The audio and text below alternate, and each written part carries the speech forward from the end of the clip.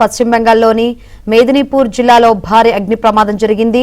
హాల్దియాకు చెందిన ఓ pipe line లో అగ్ని ప్రమాదం సంభవించింది. నాఫ్తా సరఫరాకు వాడే ఈ లైన్ లో తెల్లవారుజామున భారీగా మంటలు ఎగిసిపడ్డాయి. వేగంగా ఇతర ప్రాంతాలకు వ్యాపించాయి. ఈ ప్రమాదంలో 30 మందికి పైగా కార్మికులు గాయపడ్డారు.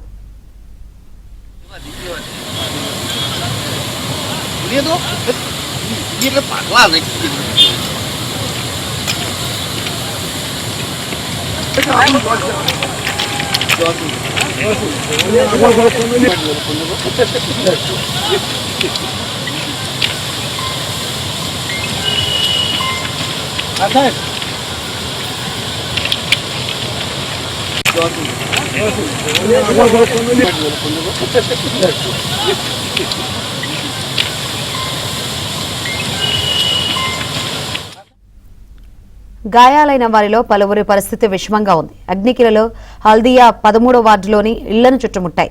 సమీపంలోని రైల్వే శాఖ పరికరాలు కూడా కాలి బూడిదయ్యాయి. రైల్వే ట్రాక్ సమీపంలో ప్రమాదం సంభవించడంతో రైళ్ల రాకపోకలకు తాత్కాలికంగా నిలిపివేశారు.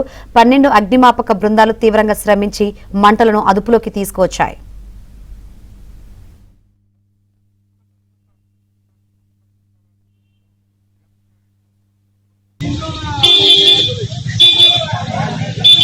Oh,